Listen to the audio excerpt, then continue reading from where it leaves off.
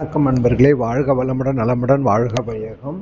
நம்ம அந்த ஆடி மாதத்துக்கு பல பதிவுகளை நம்ம பார்த்துக்கிட்டு இருக்கோம். அதுலேயும் நம்ம பார்க்க போகிற பதிவு ஆடி மாதத்தில் வரக்கூடிய அதிசக்தி வாய்ந்த செவ்வாய்க்கிழமையில் என்னென்ன வழிபாடுகள் நாம் பண்ணலாம். இதுதான் நம்ம ஆடி மாதத்தில் பார்த்திங்கன்னா, ஆடி மாதம் பிறந்தாலே நமக்கு திருவிழா காலங்கள் ஆரம்பமாயிடும். அதுவும் அம்மன் ரொம்ப அதிசக்தி வாய்ந்த ஒரு அற்புதமான மாதம். ஏன்னா இது தேவர்களுக்கு மாலை பொழுது. ஸோ தேவர்கள் எல்லாரும் அம்பாலை வழிபடக்கூடிய அந்த மாலை பொழுதுல நாமளும் வழிபடும் போது அம்பாள் உச்சிக்குள்ளிருந்து நமக்கு கண்டிப்பாக கேட்டதை நடத்தி கொடுப்பார். நம்ம ஏற்கனவே நம்மளோட சேனல்ல வெள்ளிக்கிழமை என்னென்ன வழிபாடுகள் பண்ணலான்னு ஒரு பதிவு போட்டிருக்கோம். திருவிளக்கு பூஜை, மாவிளக்கு வழிபாடு வரிசையா. அதே மாதிரி என்னென்ன மாதிரி பதிகங்கள் பாடலாம், இதெல்லாம் பண்ணால் என்ன நடக்கும், பலன் வறுமையெல்லாம் ஒழிந்து நமக்கு செல்வ வளம் பெருகும். இதுக்காக தான் நம்ம எல்லா வழிபாடும் எதுக்கு பண்ணுறோம்? குடும்பத்தில் இருக்கிற பிரச்சனைகள் எல்லாம் மறைஞ்சு நமக்கு ஒரு நல்ல ஆரோக்கியமான வாழ்க்கையும் நோயற்ற வாழும் குறைவற்ற செல்லும். அதே மாதிரி இன்னொரு பதிவில் ஞாயிற்றுக்கிழமையில் என்னென்ன வழிபாடுகள்லாம் பார்க்கலாம். எத்தனை ஞாயிற்றுக்கிழமை வருது, எல்லாமே இந்த குலதெய்வ வழிபாடு எப்படி பண்ணுறது, அம்மனுக்கு கூழ் வாக்குறது எப்படி, கன்னி தெய்வ வழிபாடு எல்லாமே பார்க்கலாம். வாங்க, இன்று ஒரு தகவல் சுதாமா யூடியூப் சேனலில் இன்றைக்கி நாம் பார்க்க போகிற பதிவை தெளிவாக பார்த்துடலாம். செவ்வாய்க்கிழமையில் என்னென்ன வழிபாடுகள்லாம் பண்ணலாம். மொத்தம் ஆக்சுவலாக நமக்கு 4 செவ்வாய்க்கிழமை வருது. ஆனால் நம்ம கடைசியாக ஒரு நாள் நம்ம ஆவணி ஒன்றுமே செவ்வாய்க்கிழமையில நம்ம கணக்கு பண்ணிக்கலாம், தவறு இல்லை. ஸோ முதல் செவ்வாய்க்கிழமை 21ஆம் தேதி நாளைக்கு சிவபெருமான அம்பாலும் எப்படி வழிபாடு பண்ணணும். அதுக்கடுத்து இருக்கிற நாளில் 28ஆம் தேதி நமக்கு என்ன வழிபாடு, அம்பாளுக்கு அபிஷேகத்தில் கலந்துக்கலாம். அதில் முக்கியமாக என்னென்னலாம் நம்ம பண்ணலான்ற மாதிரி மொத்தம் 5 வழிபாடுகள் நம்ம பார்க்க போகிறோம். அதில் நமக்கு முதல் வாரம் பார்த்திங்கனாக்கா அம்பாளையும் சிவபெருமானையும் நம்ம வணங்குறது தான் முதல் வாரத்தில் நம்ம செய்யறது. இப்போது இந்த பதிவுகள் எல்லாமே பார்த்திங்கன்னா இந்த 5 செவ்வாய்க்கிழமை நம்ம பதிவு பண்ணக்கூடிய வழிபாடுனால என்ன நமக்கு பலன் கிடைக்கும் அப்படின்னா, கடன் பிரச்சனை முற்றிலும் ஒழிவதற்கான அனைத்து விதமான வழிகளும் இந்த வழிபாட்டில் அடங்கியிருக்கு. வீட்டில் எப்போ பாரு கடன், பணம் வரமாட்டேங்குது, பணம் வந்தால் தங்க மாட்டேங்குது, அது இப்போ ஒரு நகை வச்சோம் மூட்டவே முடியல, அப்படியே வந்தாலும் திருப்பி நகை அடைக்க போகுது. ஸோ ஒரு வீட்டில் ஒரு செல்வ வளமே இல்லை அப்படின்றவங்க எல்லாரும் இந்த செவ்வாய்க்கிழமையில் நாம் வழிபாடு செஞ்சோம்னா கண்டிப்பாக நமக்கு நல்லது பிறக்கும். அதுலேயும் இப்போ முதல் செவ்வாய்க்கிழமை பிரதோஷ வேலையில் நம்ம வழிபாடு பண்ணுறது. இது நித்திய பிரதோஷம்னு சொல்லுவாங்க. நித்திய பிரதோஷம் தினந்தோறும் மாலை 4:30 6 மணி வரைக்கும் என்ன பண்ணணும். ஸோ இந்த செவ்வாய்க்கிழமை நாம் மாலை 4:30 மணி 6 மணி வரை தேர்வு செஞ்சுக்கணும். காலையிலேருந்து உபவாசமாக இருக்கணும். பக்கத்தில் இருக்கிற சிவன் கோவிலுக்கு போகலாம், அப்படி இல்லை முருகர் கோவில் கூட போகலாம், தவறில்லை. நாம் அந்த பிரதோஷ வேலையில் போயிட்டு அம்பாளையும் சிவபெருமானும் ஒரு நெய்விளக்கு போட்டு வணங்கி, அம்மா எங்களுக்கு இந்த பிரச்சனைகள் தீரணும், எங்கள் வீட்டில் ஒரே கடன் பிரச்சனை நித்திய தரித்திரமாக இருக்குது, அதெல்லாம் விலகணும் அப்படின்னு சொல்லிட்டு அம்பாளையும் சிவபெருமானையும் நல்ல மனமுருகி வேண்டி ஒரு நெய் தீபம் போடணும். இது எப்போ? இந்த பிரதோஷ வேலையில் செய்யணும். இந்த பிரதோஷ வேலையில் நம்ம வீட்டில் செஞ்சு ஒரு பிரசாதம் எடுத்துகிட்டு போனோன்னு வைங்களேன். அந்த பிரசாதத்தை இந்த பிரதோஷ வேலை முடிஞ்சு கோவில்லையும் நைவேத்தியம் கொடுப்பாங்க, பிரசாதம் கொடுப்பாங்க. நாமளும் இதை கொடுக்கும்போது நம்ம மனசார சொல்லி, அம்மா எங்களுக்கு ஒரு வாழ்த்து சொல்லுங்கள், எங்கள் வீட்டில் இருக்கிற பணப்பிரச்சனைகள் நீங்கணும், கடன் பிரச்சனை நீங்கி வாழ்க்கையில் ஒரே ஒரு தமிழ் அழகான ஒரு வார்த்தை இருக்கும், நோயற்ற வாழும் குறைவற்ற செல்லும். அதாவது வாழ்க்கையில் 2 தான் வேணும். நோய் நொடி இல்லாத ஒரு ஆரோக்கியமான வாழ்க்கை இருக்கணும், குறைவில்லாத செல்வம் வேணும். அந்த ஒத்த லைன்ல எல்லாமே அடங்கிடுச்சு. ஸோ அப்படி ஒரு வாழ்க்கை எங்களுக்கு கொடுங்கன்னு நம்ம அவங்கள்ட்ட ஆசீர்வாதம் வாங்கிக்கின்னு, கோவிலில் வேலை முடிஞ்சுதான் 4:30 6 மணி அதுக்குள்ளே முடிச்சுட்டு நம்ம கோவிலை விட்டு வெளியில் வரும்போது யாருக்காவது ஒருத்தருக்கு ஒரு அன்னதானம் பண்ணிடணும். இது இந்த பிரதோஷ வேலையில். ஸோ ஒன்றும் இல்லை, உபவாசம் இருக்கணும். அந்த 4:30 மணி 6 மணிக்குள்ளே நம்ம கோவிலுக்கு போகணும், நெய் தீபம் ஒன்று ஏற்றணும், மனமுருக அம்பாளையும் சிவபெருமானையும் ஒரு சேர வணங்கணும். வணங்கிட்டு எங்கள் குடும்பத்தில் இருக்கிற இந்த கடன் பிரச்சனை தீரணும்னு இந்த நித்திய பிரதோஷ வேலை எல்லா நாளுமே. பிரதோஷம் அனைத்து விதமான தோஷங்களும் நீக்க வல்லது பார்த்திங்கன்னாக்கா பிரதோஷ வழிபாடு. ஸோ அது பிரதோஷம் அன்னைக்கு தான் செய்யணும்னு கிடையாது. தினந்தோறும் இருக்கிறதே 4:30 மணிலேருந்து 6 மணி இருக்கிறது பிரதோஷ காலம் தான். அந்த பிரதோஷ காலத்தை கூட நாம் தேர்வு பண்ணி நாம் இப்படி ஒரு வழிபாடை தொடர்ந்து இந்த ஆடி மாதம் செய்ய ஆரம்பித்தோம்னா கண்டிப்பாக சொல்கிறேன், நமக்கு வாழ்க்கையில் இப்போ நம்ம என்ன பிரச்சனை இருக்குமோ அடுத்த ஆடி மாதத்தில் பார்த்தீங்கன்னா கண்டிப்பாக நம்ம வாழ்க்கை ஒரு பங்கு முன்னுக்கு வந்திருக்கும். அதில் எந்த வித மாற்று கருத்தும் இல்லை. ஏன்னா இதெல்லாம் கடவுள் வழிபாடு. கடவுள் வழிபாடு எல்லாமே நிதர்சனமான உண்மைகள். அதுலேயும் இந்த அன்னதானம் நம்ம ஒன்று செய்யும்போது நம்மளோட கர்ம வினைகள் தீர்க்கிற ஒரே ஆயுதம், ஒரே வழிபாடு அன்னதானம் தான். அதை நம்ம செய்ய செய்ய செய்ய நம்ம வாழ்க்கையில் இருக்கிற பிரச்சனைகள் அப்படியே தேஞ்சு நமக்கு வாழ்க்கையில் ஒரு நோயற்ற வாழ்வும் குறைவற்ற செல்வம் உண்டாகும். இது முதல் வாரம் செஞ்சிடறோமா. அடுத்து 28வது வாரம் என்ன? அம்பாள். நம்ம வீட்டில் அம்பாள் விக்கிரகம் இருக்குது. நல்லா தெரிஞ்சுங்க, அம்பாள் விக்கிரகம் பெரிய கோவிலில் இருக்கிற சைஸ்லாம் பண்ணக்கூடாது. கோவிலில் இருக்கிற சைஸ் பண்ணக்கூடாதுன்னா கோவிலில் எப்படி ஆகம விதிப்படி அம்பாளுக்கு நைவேத்தியம் பண்ணி இதெல்லாம் அபிஷேகம் பண்ணுறாங்களோ அந்த முறைப்படி பண்ணணும். அதே நம்ம ஒரு உள்ளங்கை சைஸ் அளவுக்கு தான் வச்சுருக்கிறோன்னா அந்த அளவுக்கு நம்ம வழிபாடு பண்ணணும்னு அவசியம் இல்லை. நமக்கு மாதத்தில் ஒரு நாளோ ஏதோ ஒரு வெள்ளிக்கிழமையோ நம்ம அந்த விக்கிரகத்துக்கு அபிஷேகம் பண்ணலாம். அப்படி என்ன அபிஷேகம்? 2 பொருள், எளிமையான பொருள் தான் அபிஷேகம் பண்ணுறதுக்கு. நிறைய பொருள்லாம் வேண்டாம். பால், பச்சரிசி, இது 2த்துல ஏதாவது ஒன்று. இல்லை 2 எங்களால் முடியும்னா 2த்துலையுமே வச்சு அம்பாளுக்கு குளிர குளிர அபிஷேகம் பண்ணலாம். எது? பால் ஒரு 1/2 லிட்டர் 1 லிட்டர் வாங்கிக்கிங்க. ஏன்னா விக்கிரகத்துக்கு நம்ம அபிஷேகம் பண்ணணும். அதே மாதிரி ஒரு பச்சரிசி மாவு நல்லா கரைச்சி ரெடி பண்ணி வச்சு அதுலேயும் நம்ம குளிர குளிர அம்பாளுக்கு அபிஷேகம் பண்ணும்போது கண்டிப்பாக நம்மளோட வாழ்க்கையில் இருக்கிற பிரச்சனைகள் தெரிந்து அம்பாள் எப்படி குளிர்வித்து சந்தோஷமாக இருக்காளோ அந்த நேரத்தில் நம்மளுடைய வேண்டுதலை நம்ம வைக்கும்போது அம்பாள் உள்ளம் உச்சி குளிர்ந்து நம்ம கேட்டதை கேட்டபடி, நினைச்சது நினைச்சபடி அம்பாள் நிச்சயம் தருவாள். இது நம்ம வீட்டில் இருக்கிற விக்கிரகத்துக்கு தான் செய்யணும் இல்லை.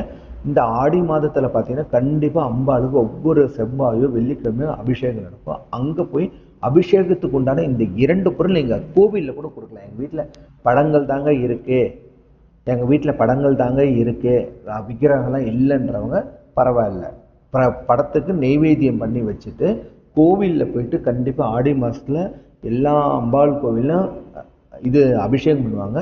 உங்கள் வீட்டு பக்கத்தில் இருக்கிற கோயிலில் எந்த நாள் எந்த கிழமையில் எந்த டயத்தில் பண்ணுறான்னு கேட்டால் அங்கே போய் அபிஷேகத்துக்கு உண்டான எந்த பொருள் வேணாலும் வாங்கிட்டாலும் அதில் முக்கியமாக பச்சரிசி மாவும் பாலும் வாங்கி கொடுத்து பாருங்கள். அதோடு சேர்ந்து சாம்பிராணி பெட்டிக்கு கொடுக்கலாம், அதுக்கப்புறம் தேன் கொடுக்கலாம், இளநீர் கொடுக்கலாம், மஞ்சள் தூள் கொடுக்கலாம், குங்குமம் கொடுக்கலாம். இதெல்லாமே அபிஷேக பொருள் தான். திருநீறு எல்லாமே அபிஷேக பொருள் தான். கோவிலுக்கும் நீங்கள் குங்குமம், மஞ்சள், திருநீர், விபூதி இதெல்லாமே நீங்கள் வாங்கி கொடுக்கலாம். அவங்க அது 4 பேர் கொடுக்கும்போது அதுவும் அந்த தான தர்மம் நம்மளை தான் செய்கிறோம். ஸோ எந்த ஒரு வழிபாடு செய்யும்போது நம்மளால் முடிஞ்ச அன்னதானம், அதாவது தர்மம் கண்டிப்பாக செய்யணும். அதில் எந்த மாற்று கருத்தும் இல்லை. கோவிலில் செஞ்சாலும் சரி, வீட்டில் 4 பேருக்கு எடுத்துகிட்டு கொடுத்தாலும் சரி. ஸோ 2 வாரங்கள் முடிஞ்சிருச்சா, அது அடுத்தடுத்து 3வது வாரம் ஆகஸ்ட் 4ஆம் தேதி வருது. ஸோ இப்போ நம்ம என்ன பண்ணலாம்? இப்போது ஆடி மாதம்னாவே பார்த்தீங்கன்னாக்கா தொடர்ந்து நமக்கு வழிபாடு, விரதங்கள் இப்படி ஒவ்வொன்றா வர ஆரம்பிச்சிடும். ஸோ அப்போது வீட்டுக்கு நிறைய பேர் நம்ம சொந்தங்கள், பந்தங்கள், ஃப்ரெண்ட்ஸு, ஃபேமிலிஸ் எல்லாமே உறவினர்கள் வருவாங்க போவாங்க. அதில் சுமங்கலி பெண்கள் கண்டிப்பாக வீட்டுக்கு வருவாங்க.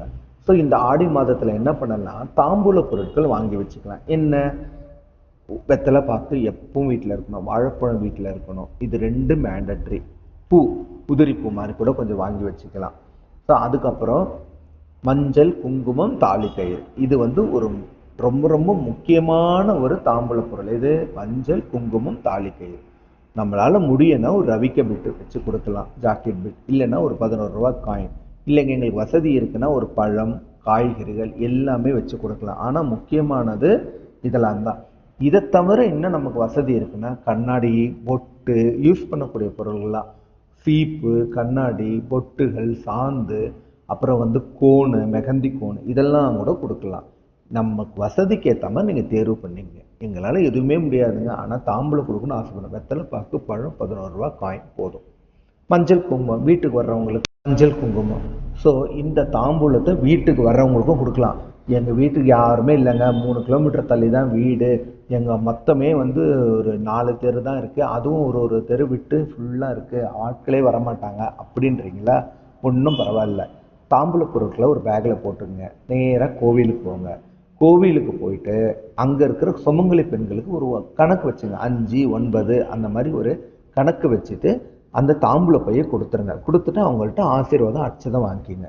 இது கூட நம்ம செய்யக்கூடிய ஒரு நல்ல வழிபாட்டை கொடுக்கும். ஸோ தாம்பூலம் கொடுக்கறது ரொம்ப ரொம்ப முக்கியம். அப்படி கொடுக்கும்போது அம்பாள் மனம் மகிழ்ந்து நம்ம வீட்டிலேயே தங்கிடுவான். அம்பாள் தங்கிட்டா அப்புறம் என்ன, நோய் நொடியோ வரப்போகுமா, இல்லை வந்து தரித்திரம் தாண்டவமாடுமா, எல்லாத்தையும் அம்பாள் விரட்டிட்டு நம்ம வாழ்க்கையில் நல்ல ஒரு மன மகிழ்ச்சியும் செல்வ வளத்தையும் கொடுப்பா. சரி, அதுக்கப்புறம் 4வது வாரம் என்ன, துர்க்கை வழிபாடு. அம்பாளுக்கும் துர்க்கை அம்மன் எல்லாமே ஒன்று தான். ஸோ நம்ம 3 4 செவ்வாய்க்கிழமை 3 4 பார்த்தீங்கன்னாக்கா எல்லா அம்பாள் கோவில்லையுமே துர்க்கை அம்மன் வழிபாடு நடக்கும். கோவில் மூடி இருந்தால் கூட துர்க்கை அம்மன் வந்து வழிபாடு பண்ணுறவங்களுக்காகவே கோவில் திறந்து வச்சுருப்பாங்க. அவங்க வருவாங்க, அந்த எலுமிச்சம்பழ விளக்கு ஏற்றுவாங்க, அம்பாளை உள்ளன்போடு வேண்டிக்குவாங்க.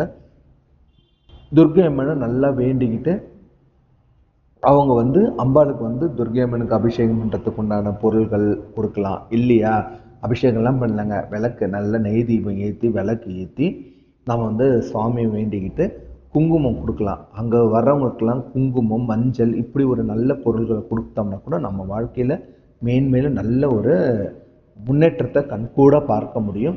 அதை தவிர வந்து ராகு கால பூஜை, இதுக்கு பேர் வந்து நாகு கால பூஜை, வீட்லேயும் பண்ணலாம், கோவில்லையும் பண்ணலாம். பல பதிவுகள் இருக்குது, நீங்கள் அதில் போய் பாருங்கள். கண்டிப்பாக அதில் ஒரு வாழ்க்கையில் ஒரு தெளிவும் ஒரு முன்னேற்றமும் பிறக்கும். ஓகே, முக்கியமாக செவ்வாய்க்கிழமைனா முருகன் சம்பந்தப்பட்டது இல்லாமல் இருக்குமா? முருகன் யார்? அம்பாலோட பிள்ளை. செவ்வாய்க்கிழமை எப்பவுமே கடன் தீக்கணும்னாவே செவ்வாய்க்கிழமை செவ்வாய் உரை வழிபாடு ரொம்ப ரொம்ப நல்லது. ஸோ அதில் என்ன பண்ணணும், அருணகிரிநாதர் அழகாக 2 திருப்பு கொடுத்த நம்ம இந்த பதிவே மொத்தம் என்ன, கடன் பிரச்சனை முற்றிலும் ஒழியணும், நோய் நொடி இல்லாத ஒரு ஆரோக்கியமான வாழ்க்கை வாழணும். கரெக்டாக? அப்போ நோய் நொடி இல்லாத ஆரோக்கியமான வாழ்க்கைக்கு வாழறதுக்கு திருப்புகழ் இருக்குது. சகல செல்வ யோகமிக்க பெருவாழ் வர்றதுக்கும் திருப்புகழ் இருக்குது. யார்? அருணகிரிநாதர் எழுதுனது தான் அவர். ஆனால் முதல் பாடல் எழுதி கொடுத்து நாவார சொன்னது யார்? சாக்ஷாத் முருகப்பெருமான். அவர் பேர் வச்சார் இந்த புத்தகத்துக்கு. எழுதின கருவி மட்டும்தான் நம்ம அருணகிரிநாதர். அவர் நாவல ஓமுன்ற அந்த ஒரு பிரணவத்தை எழுதி திருநாவலை எழுதுனதுக்கப்புறம் திருப்புகழை பாடுன்னு சொல்லி பேர் வச்சு கொடுத்து முருகப்பெருமான் இதை பாட சொன்னதுனால தான் அந்த திருப்புகழுக்கு அவ்வளோ பவர், அவ்வளோ வலிமை, அவ்வளோ சக்தி இருக்குது. ஏன்னா சாக்ஷாத் முருகப்பெருமான் திருக்கரங்களாலேயே அவர் ஓமன் பிரணவ மந்திரத்தை எழுதுனதுக்கப்புறம் பாடின பாடல்ன்றதுனால அத்தனை பாடலுக்கும் ஒரு அற்புதமான ஒரு பலன்கள் இருக்குது. அது கண்கூட எல்லாருக்கும் நடந்திருக்கு. திருப்புகழை பாட பாட பாட நம்ம மனதும் சரியாகும், உள்ளமும் சரியாகும். முருகப்பெருமானுக்கு இந்த செவ்வாய்க்கிழமை செவ்வாய் ஓரை வழிபாடு பண்ணி பாருங்க. செவ்வாய் ஓரை காலையில் செவ்வாய்க்கிழமை 6லேருந்து 7 வரும், மதியம் 1லேருந்து 2 வரும், மாலை 6 மணிக்கு மேலே இது செய்யலாம். அப்படி இல்லைன்னா நைட் 8லேருந்து 9. இதுதான் செவ்வாய்க்கிழமை செவ்வாய் ஓரை வழிபாடு. அப்போ என்ன பண்ணணும்னா, கடனுக்குன்னு சொல்லிட்டு கடனை அடைக்கிறதுக்காக காசை நீங்கள் கடனை அடைக்கிறவங்களுக்கு அந்த நேரத்தில் பணம் அனுப்பலாம். இல்லை எங்களுக்கு எல்லாமே அவங்களுக்கு வந்து கையில் தாங்க கேஷ் கொடுக்கணும் கொடுக்கலாம். இல்லை ஆன்லைனில் பண்ணுறோம் ட்ரான்ஸ்ஃபர்லாம் அந்த டயத்தில் பண்ணலாம். இல்லையா எதுவுமே நான் வழி இல்லைங்க அவங்களா தான் வந்து வாங்கிக்குவாங்கன்னா நீங்கள் அந்த நேரத்தில் காசை எடுத்து தனியாக இது கடனுக்குன்னு இந்த செவ்வாய் ஓரையில் வச்சு பாருங்கள், கடன் சீக்கிரம் அடையும். இது 5வது வாரம் நாம் செய்ய வேண்டியது முருகனுக்கு. முருகப்பெருமானாவே மூல மந்திரம் காயத்ரி மந்திரம் இருக்குது. மூல மந்திரம் என்ன? ஓம் சௌம் சரவணபவ ஸ்ரீம் க்ளீம் க்ளீம் க்ளௌம் சௌம் நமக. ஓம் தத்புருஷாய வித்மகே மகாசேனாய தீமகி தன்னோ சண்முக பிரச்சோதயா. அது காயத்ரி மந்திரம். இதுதான் நான் சொன்ன நோய் தீர்க்கும் அற்புத பதிகம் திருப்புகழ். தனதன தான தனதன தான தனதன தான தனதான இருமலும் ரோக முயலுகன் வாத மெரிகுண நாசி விடமே நீரிழ் விடாத தலைவலி சோகை எழுகலை மாலை இவையோடே பெருவயிறு இலை எரிக்குலை சூளை பெருவெளி வேறு முழு நோய்கள் பிறவிகள் தோறும் எனை நலியாதபடி உணதாள்கள் அருள்வாயே. வருமொரு கோடி அசுரற்பதாதி மடிய அநேக இசைபாதி வருமொரு கால வைரவராட வடிசுடர் வேலை விடுவேனோ தருநிழல் மீது லுரமிகில் ஊதி தருதிரு மாதின் மணவாளா சலமிடை பூவின் நடுவினில் வேறு தனிமலை மேவு பெருமாளே. அந்த பாடல் நோயெல்லாம் தீர்க்கக்கூடிய ஒரு அற்புத திருப்புகழ். இது சகல செல்வ யோகம் நம்ம வாழ்க்கையில் கொடுக்கக்கூடிய ஒரு அற்புத திருப்புகள். சரணகமன ஆலயத்தை அரை நிமிஷம் நேரமட்டில் தவமறை தியானம் வைக்க அறியாத சரகசர மூடமட்டி பவவேலில் நேசெலுத்தி தமிழ்மடி யாழ்மையக்க முருவேனோ கருணை புரியாதிருப்ப தென்குறை வேலை செப்பு கைலமலை நாடர் பெற்ற குமரோனே கடகபய மீதிரத்ன மணியணிப்பொன் மாலச்சச்ச கமிழ்ற மார்கடப்ப மடிவோனே தருணமிதை ஆமிகுத்த கணமதுர நீல் சவுக்கிய சகல செல்வ யோகமிக்க பெருவாழ். பார்த்தீங்களா? நீல் சவுக்கிய சகல செல்வ யோகமிக்க பெருவாழ்வு தகமிசுவ ஞானமுக்தி பரகுதன நீ கொடுத்து உதயபுரிய வேணித்த வடிவேலா அருணதள வாதமத்ம அனுதினமும் மேதிதிக்கு அரிய தமிழ் அனலித்த மயில்வீரா அதிசயம் அநேகமுற்ற பழனிமலை மீதித்த அழகு திரு ஓரகத்தின் முருகோனே. இந்த 2 திருப்புகழே போதும் வாழ்க்கையில நமக்கு அனைத்து விதமான நோய் நொடியும் நீக்கி வாழ்க்கையில் என்ன நமக்கு தேவையான சகல செல்வ யோகமிக்க பெருவாழ்வை அமைத்து தரக்கூடிய இந்த அற்புத 2 திருப்புகழ்கள் நம்ம பாராயணம் பண்ணலாம். அம்பாள் தானே நம்மளோட வழிபாடு. இந்த ஆடி மாதத்தின் நாயகியாரே அம்பாள். அம்பாளுக்கு உகந்த ஒரே இது அபிராமி அந்தாதி 100 பாடல்கள். வெள்ளிக்கிழமை படிங்க, 100 பாடல்களும் படிங்க. செவ்வாய்க்கிழமை நேரம் இருக்குனாலும் படிங்க.